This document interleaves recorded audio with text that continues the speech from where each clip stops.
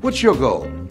What's your dream? What will your legacy be? At the end of the day, when you leave here, what are 3 things that you want said about you? At that point, I was just like, you know, I want to be an Olympic gold medalist, I want to break a world record, and I want to be a professional athlete. That's when I decided to dream big and dream about being one day on the center court of Wimbledon and holding that trophy. No matter what it takes, I needed to reach that goal, that vision that I had of being a world champion.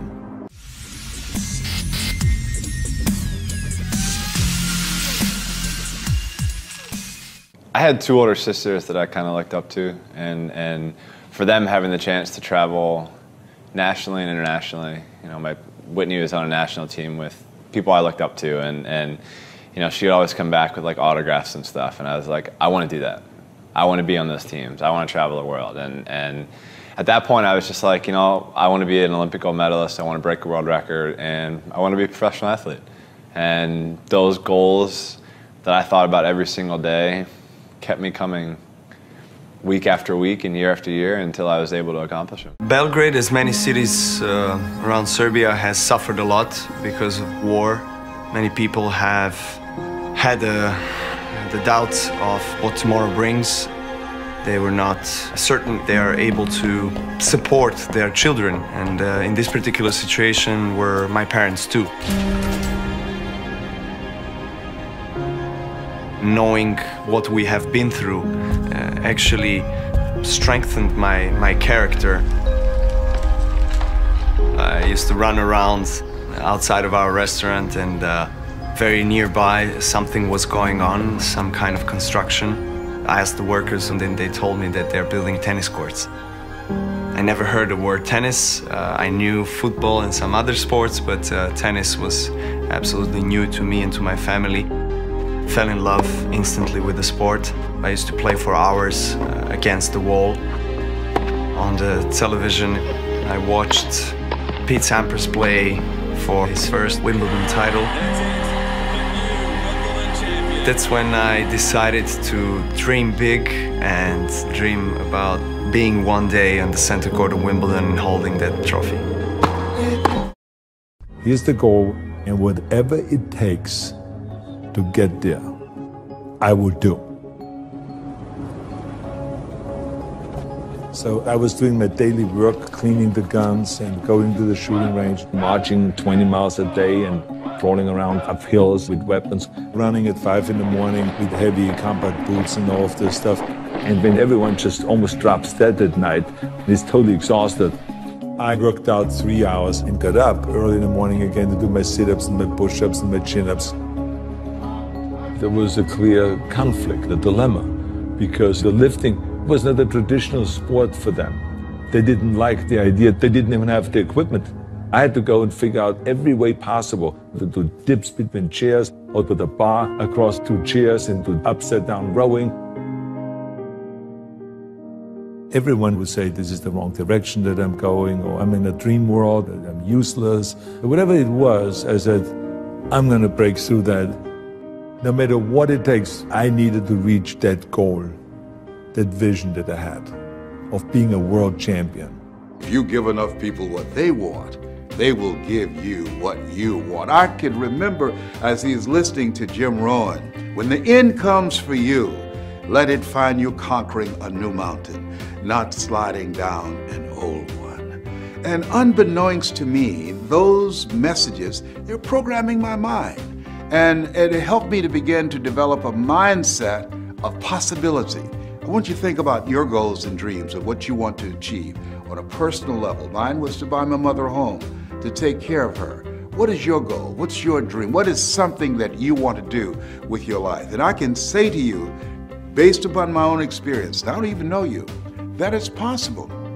That you have the ability to do more than you can ever begin to imagine. And your mindset is crucial as you look at your goals and your dreams, and having a spirit of optimism. See, a lot of people are not really living their dreams and living the kind of life that they are capable of living because of the fact that they have been inundated with so many negative conversations. Have you ever had a goal and dream of something you wanted to achieve and you shared it with people that you love and thought they would be excited for you, and they said to you, you can't do that? You know, MIT did a study, and the study indicated if I tell you you can't do that, somebody else has to come along and say, you can do it. You can do it. Don't listen to him, Ruby. You can do it. John, don't listen to Les. You can do it. They have to say that 17 times before they can neutralize that one time. That's why my favorite book says faith comes by hearing and hearing and hearing. And so by listening to those motivational messages every day when my mother went to do domestic work on Miami Beach, it began to give me a sense of optimism, of the possibilities of the kind of life that I can live. And I'm saying to you, as you listen on a regular basis, as you begin to program your mind deliberately, the reason that most people don't achieve their goals is because they are thinking like everybody else. 16 revolutionary words: be ye not conformed to this world, be ye transformed by the renewing of your mind. That's an ongoing process. What are your goals? What are your dreams? Earl Nightingale was right. You don't get in life what you want, you get in life what you are. And so you want to take the time every day to listen to things that can help to program your mind positively, because at the end of the day, if you don't program your mind, it's going to be programmed. Trust me, it's going to be bombarded with all kind of head trash, commercials. I was at a service station pumping gas and a commercial came up. I mean, you get on the elevator and commercials are there. You look at billboards, their messages is coming in, over 5,000, 10,000 messages on a regular basis. And so as you look at your goals and dreams, it's very important that you are intentional about controlling what goes on in your mind, because everything gets in through the eyes and through the ears. So, what do you want? What do you want for yourself? What I'm doing right now, I didn't do it for 14 years. You know why? Because I was suffering from possibility blindness. Have you thought about doing something and you looked at what you wanted to do and your heart said, I could do that. And then your mind asked, how? And then you start thinking, well, I can't do that. I don't have a college education. I can't do that. I don't have an MBA or a PhD. I can't do that. I've never worked for a major corporation. Why would corporations reach over people with PhDs and MBAs and years of experience and pay me to come in to do something I've never done? I thought about doing this for years, and I talked myself out of it. There's an African proverb that says, if there's no enemy within, the enemy outside can do us no harm. Shakespeare says, therefore, dear Brutus, it's not in our stars, but in ourselves that we are underlings. And so as you look at yourself and look at your goals and look at your dreams, I'm saying to you that it's possible. Because if anybody at any point in time had a goal, had a dream of what they wanted to achieve, and they made it happen, then it's possible that you can do it too. But you've got to be intentional about programming your mind. So here's some things that's very important. I want you to hold in mind what it is you want to do in your personal life. What is it that you'd like to do? Maybe you want to do something for someone you care about. That was the goal and dream that I had. And I purchased 4 different homes for my mother. And I want you to think about your financial goal. You know, people say money won't make you happy, but everybody want to fight out for themselves. I have a friend named Rita Davenport, and Rita said, you know, money can't make you happy, you know, but it's right up there with oxygen. And I agree with that 100%. So as you look at your goals and dreams, I want you to think about your financial freedom number. What does that look like? That once you achieve that, it will alleviate a lot of stress. Once you achieve that you have more time for yourself and for your family. You can go on that dream vacation you've been thinking about, or buy that dream car or home that you desire. Once you earn that amount of money, it would be like becoming debt-free. I want you to think about your financial freedom number. And then once you come up with that number, and I want you to write it down, as you come up with that number, I want you to multiply it 100 times. Yes, 100 times. Read my lips, 100 times. Why? Because I found that most people fail in life, not because they aim too high and miss. No, most people fail in life because they do what I did for a major part of my life. Aim too low and hit. And most people don't aim at all. That's why there's a saying that if you don't know where you're going to end up someplace else. And so if you are serious about your goals and dreams, I can say to you that you've got to affirm yourself, you've got to tell yourself, you've got to encourage yourself that it's possible, that you've got to talk to yourself on a regular basis. Sometimes, it's very important for you to hear this, sometimes you have to believe in somebody's belief in you until your belief kicks in. And so when I looked at myself and I looked at where I was, what I said to myself, Mike believes in me. He believes that I can do this. And I'm saying to you, as you look at your goals and look at your dreams, one of the things that's important in maintaining an achievement-driven mindset and a spirit of optimism is having someone in your corner, having someone who believes in you, having someone who can see what you can't see. See, sometimes you can't see the picture when you're in the frame. That's why it's very important for us to have coaches, people who can encourage us, who can inspire us. You know, Muhammad Ali said, "I'm the greatest," but he never won a championship without Angelo Dundee in his corner. People say that Michael Jordan, one of the greatest basketball players of all times, but he never won a championship without Phil Jackson as his coach. And so as you work on yourself and work on your dreams, I'm suggesting that you get someone in your life that you can partner with, someone that can see what you can't see, someone that when you feel you can't make it, someone when you feel I can't do this, and they can give you a word of encouragement and will make all the difference in the world. And it's not over until you win over that inner conversation that you have with yourself. See, there's some things that you can do that you don't know right now. And just because you can't see it doesn't mean that it's not available to you. My favorite book says, "Eye has not seen, ear has not heard, nor has entered the heart of mankind what God has in store for you." There's some things that you can do that the heart can feel it, can experience it, but the mind can't get itself wrapped around it. And that's why I'm saying, what are your goals? What are your personal goals? What are your financial goals? And what's your social contribution? I believe we live in the greatest country in the world that gives us an opportunity to leave a legacy.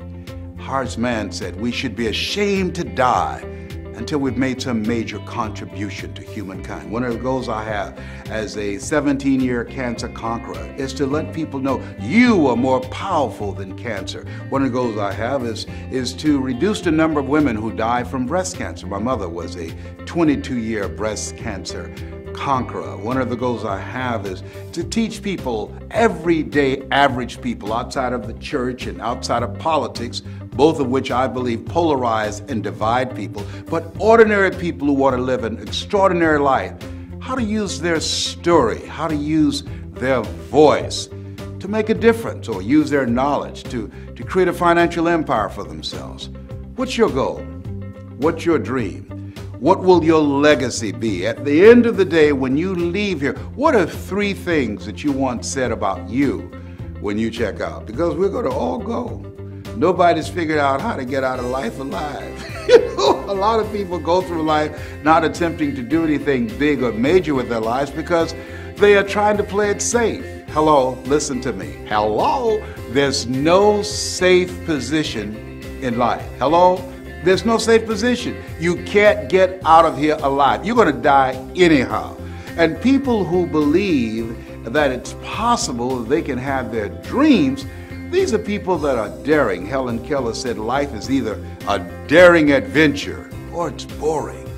Decide that you're going to make your life a daring adventure. Decide to become a risk taker. Viscott said, if you're not willing to risk, you cannot grow.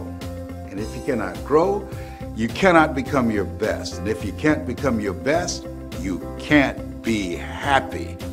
And if you can't be happy, then what else is there? Listen, I don't know you, but here's what I know about you based upon my own experience. You have something special. You have greatness within you. I don't care if you are going through some tough times right now. You are greater than your circumstances. What you are growing through, not going through, what you are growing through will help you to become a better person. There are periods in life when you have to realize that you have to come to a place within yourself where you say, I'm not going out like this. I'm not going out like this. You've got to get to a place where you say, I've had it.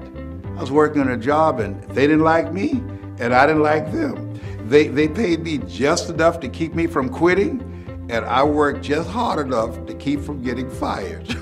Okay? It was a contract of mediocrity. And I got to the point, and this is when people change their lives. I got to a point where I said, hey, I've had it. I'm out of here. Where are you going? I don't know, but I'm out of here. You're about to make me lose my mind. Up in here, up in here. You're about to make me act a fool. Up in here, up in here. Come on. I can say to you, as you look at yourself, look at your goals, look at your dreams. What do you want to do with your life? It's possible. If anybody at any point in time in history had a goal, had a dream, and made it happen, then it's possible that you can have your goal. It's possible that you can have your dream. And as you look at yourself, work on yourself every day. Well, Les, what about those negative thoughts? You can't kill them. They're like little weeds. They keep on coming back. You can't kill weeds. They grow through the cracks of sidewalks. And so you can overpower those negative voices by listening to motivational programs, by tuning in on a regular basis to hear my voice, by reading 10 to 15 pages of something positive every day, by going to seminars and workshops and mesmerizing yourself with material that can help you to begin to get a different vision of yourself, to change your whole approach of how you see life. And it will help you to get to that next level. It'll help you to get unstuck. And how does that happen, Les? It's a process. I wish I could just tell you, all you have to do is just think positive and be enthusiastic and everything is going to work out all right. No. You can have a positive mental attitude and life will put some knots on your head. You know, Forrest Gump said, life is like a box of chocolates. You never know what you're going to get. When you have goals and dreams, think it not strange that you'll face the fiery furnaces of this world. You will, not you might, you will have tribulations. But in the midst of it all, you've got to believe it's possible. It's possible. A friend of mine, he was facing a life-threatening disease, Dennis, and he felt it was possible, even though his body was racked with pain, even though he was diagnosed with cancer at 18, even though the doctors called his family in and said he's not going to make it. He held on because he believed it was possible, and he was not just a statistic. It was possible that if he had the faith, if he had the drive, if he had the determination, he could come through this. He said to himself, this too shall pass. And so, it's possible. You can live your dreams, and you have to work at that. It's a moment-to-moment effort that you have to work to train your mind to serve you. You know, the Temptations had a song years ago, Just by Imagination, running away with me. In the absence of information, our imagination will run away with us, tell us that we can't do things. We begin to panic and we make decisions based upon our fears as opposed to our faith. You know, Zig Ziglar said that fear is false evidence appearing real. Faith is finding answers in the heart. Where your heart is, there your treasure is also. What do you love? What turns you on? What do you really want in your life, for your life? How do you want to show up in the world? How do you want to use this gift called life? It's been said that life is God's gift to us, and how we live our lives is our gift to God. Whatever your goals are, your personal goal, your financial goal, or this social contribution, your legacy, your mark, I want you to think about it. And here's what I know, that it's possible. Here's what I know, that if you think about it, what you think about, you bring about. If you're willing to put in the work, it's possible. If you continue to encourage yourself, continue to fall forward. I've got a saying, when life knocks you down, try and land on your back, because if you can look up, you can get up. You have something special. You have greatness within you. Your dream is possible. That's my story, and I'm sticking to it.